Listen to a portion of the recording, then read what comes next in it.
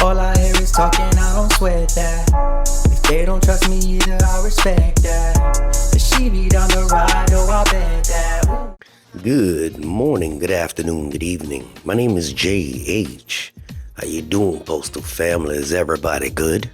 Is everybody cool? Everybody clean? Are you crisp? Are you feeling irie today? Let's talk. I'm using a different camera today. I don't know if it's closer or further. I'm working with it. So if it looks weird and you see the pimples on my nose, don't start your shit. Listen, I was talking to somebody outside yesterday, and I heard the term rightsizing. And I'm one of those people that just need to know. I don't know if you want to call it nosy, but I needed to know, what do you mean by rightsizing? I was actually, here's the meat and potatoes of the story. I said, hey, listen, are there any new positions coming up? Because I keep hearing that they stopped hiring around the country. She said, no, what's happening is that they're rightsizing the workforce. And I said, okay, well, do you want to elaborate? Because y'all think I'm smart. I'm not as smart as I think I am. All right. So she tried to explain it. She explained it. We got in a conversation. I said, this is important. Let me share this with you. So technically, this is a part 2 to what we were talking about yesterday. I looked a little deeper, obviously, because, you just don't take people's words, although she is part of the top team. So we're going to talk about something today that directly affects your job, whether you're a mail handler, a truck driver like myself, a clerk, etc. Carriers seem to be safe for the moment, but you can stick around and listen to it. They're talking about rightsizing the workforce. Rightsizing the workforce. And basically they do it through natural attrition and the early retirement offers. VERA. I'm going to give you some facts as well. I'm going to show you some statistics as well. I'm going to show you some data as well, specifically from the United States Postal Service, so you could see that this is not something that I'm making up. This is something that has traditionally been going on, and how the reduction in workforce is coming. Let me define the term. They already have said it publicly. And the Chief Retail and Delivery Officer, Joshua Collin, is planning to right-size the workforce. What does it mean? It means basically that they're cutting jobs, period. They don't want to do it with mass layoffs. So how do they do that? They wait for people to retire, quit, or transfer, and then they just don't replace the job itself. So the position will be cut, which means they don't need a body to fill the position. They call that natural attrition, but in some areas, natural attrition is too slow. So what do? They pulled out the same thing that they do every few years, is VERA, Voluntary Early Retirement. But it's been around for a long time. They basically say that we'll let you retire early, no penalty for leaving, and you're fully eligible. Now just go. Now the reality of VERA, follow me because I'm giving you all the information. If you've been around USPS for a while, you've seen VERA offers before. 2006, 2012, 2018, pretty much every 6 years. It's nothing new, and then up till just 2025. And while the top executives spin it as a voluntary opportunity, let's be real, VERA is used to trim the fat. That's what it is. For those that have followed me before, you know that I've said that. And at least that's what they claim. But sometimes people who take it are not the problem. The problem is the system itself. It's overstaffed in some places, understaffed in some places, which is why you all can read the comments. And C, that some places will say, we haven't had a new hire in X amount of time. Others say we have people just sitting around. We keep hiring people. We don't have enough work. So who's to blame? Is it local management or district level people who don't know how to staff properly? Could be. The people they push out and then leave the rest of us to clean up their mess is a cycle that has been going on for many years. I'm trying to talk where I'm not scaring everybody because people are always fear-mongering. No, I'm going to give you some facts. You have carriers that will continually have an extra piece because they never finished staffing that route. Y'all know, the carriers, they know how this goes. Clerks who work at stations and they got lines that are going out the door. Mail handlers that at one time were constantly getting hurt or overworked. They doing the 1-800 bang bang because they had too much overtime. That was the one craft that people couldn't go to, that they didn't have to worry about penalty pay, right? Yeah, penalty pay for mail handlers. They don't get that. There's just so much going on.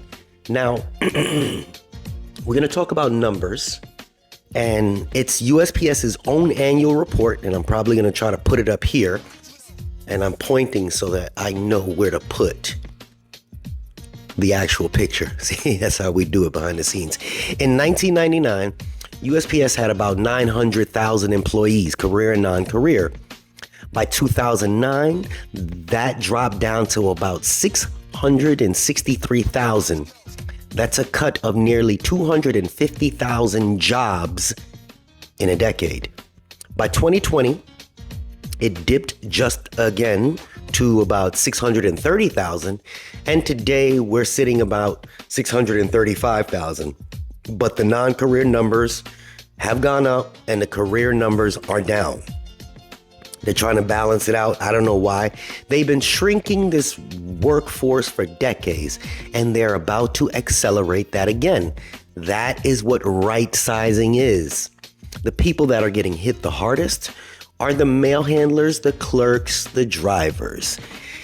Anyone not considered critical in their new Amazon-style network that the USPS is chasing. Which crafts are most at risk? And I'm going to break it down. If you want to know who's most at risk from all this rightsizing and possible VERA offers, and here's the real list based on the current numbers. USPS operations, volume shifts, and consolidation plans. I know I'm in a chat group, nothing but carriers, and carriers have not been offered voluntary early retirement. The mail handlers are. RPDCs are eating up the local plant operations. That's what happens. If you work at a small or mid-sized plant, your whole facility could be consolidated or shut down. Some people have had that done. This means that fewer sack sorters, dock workers accessing across all crafts, right? Clerks. The window clerks at stations with declining walk-in volume are being reassigned or accessed. Distribution clerks at plants are being gutted or converted to local processing centers are also at high risk. PSEs will probably be the first ones to get the boot. Why? Because they're getting rid of a lot of the DB machines. A lot of the letter mail is just becoming non-existent. The truck drivers, TTOs and HCRs. HCR stands for Highway Contracted Route Contractors, right? The USPS cut transportation contracts and they are consolidating a lot of trips. A lot of trips or routes are getting merged, reduced, or canceled. So if you're a TTO who only does runs between one plant and another, and one of these closes, you might be sitting in limbo. I know for a fact, about 70 miles from where I'm located, one of those plants down there has a ton of extra truck drivers, and they do very little work during the day. I mean, almost none. And look, I'm not, they know who I am, so I'm not going to. But they're going to get rid of some of those. They're going to cut a lot of those routes, just to be known. Now, also the city letter carriers, NALC, they're not even immune. They're starting to consolidate routes using that damn thing that we've been talking about, DOIS. And the walking, when they walk with you, 3999s, 39.99s. Add in the fact that I'm about to tell y'all about Amazon in the next video. Amazon, and they have a bunch of cluster boxes that they're trying to push for neighborhoods. The city carrier routes are being eliminated or combined, especially in overstaffed urban areas. Non-career employees everywhere, PSEs, MHAs, CCAs, ARCs, RCAs. You're the first in line to be sent home. No notice, no warning, just thank you for your service. That's what they do. Y'all need to just kind of look at where the RPDCs are opening. And if you're not near one, you're not in their future plan. Plain and simple. There is something on Postal Times, I believe it is, or SaveThePostOffice.com where you can look it up, see where they have all these RPDCs popping up. Remember what I said, even though DeJoy is not here, his plan's still moving forward. Now they have somebody else to jump in and fill the void or gaps that he left. This is not temporary. This is not a seasonal shift. This is just how the structure works. So again, it's not fear mongering. It is what it is. DeJoy started the trend with his 10-year plan, consolidations, RPDCs, taking window hours, slowing down the mail. Y'all have said it. You've seen it.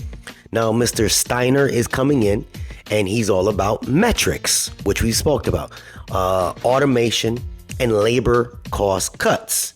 And right sizing is going to continue harder and faster. This man's not even in there yet, but I know that this is what they're aiming for.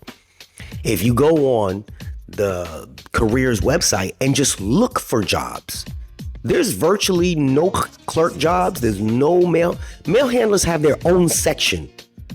If you want to become a mail handler, it's weird. No clerk jobs, truck drivers, we got them out there. But a lot of it's just rural jobs. It's weird. So if you're in one of those crafts that I just mentioned, don't sit back thinking that you're safe, because you're not. I mean, it is what it is. You're not. I'm not safe, shit. But we're going to talk about the real elephant in the room, which is, where's the union in all of this?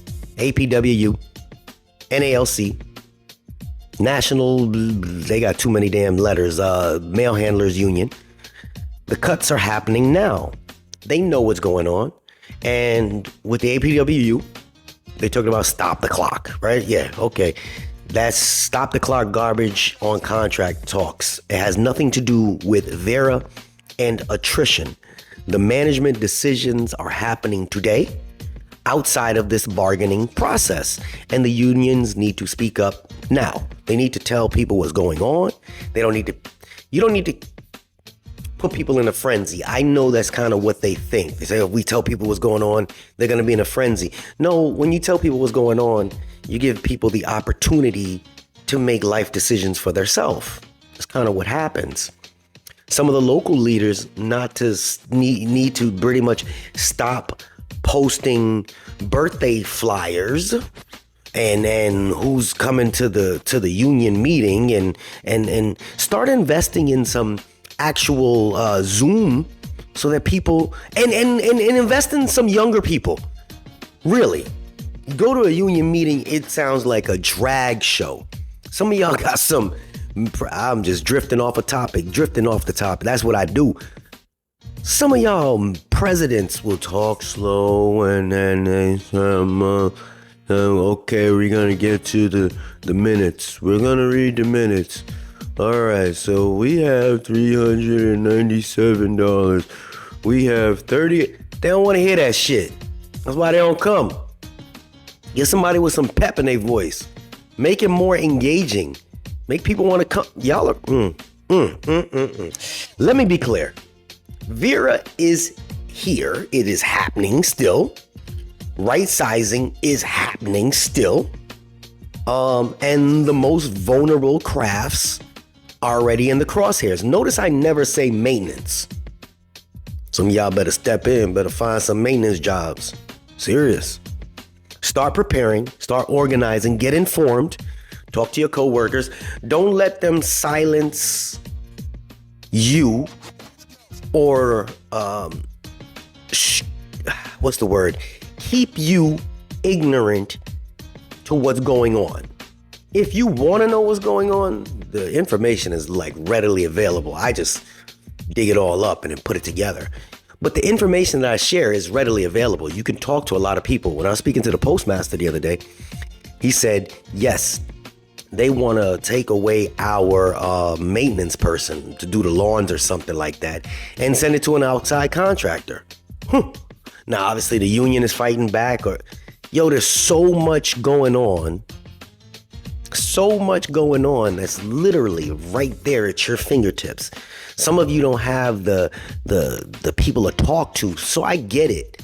But a lot of it is right there. Some people don't want to know. And I get it. But y'all need to start staying alert, stay smart, try to stay employed, because that's the whole purpose of us coming here. And if you made it to the end of this video, we're going to talk about Amazon in my next video and try to give you some information about what's possibly coming with Amazon and Amazon Sundays or lack thereof. All right. This is JH. Not an easy video to transfer or translate. I hope that I didn't mix too much of my humor in with this. I don't think so. I hope the camera was right size, because I'd hate to do this video over again. And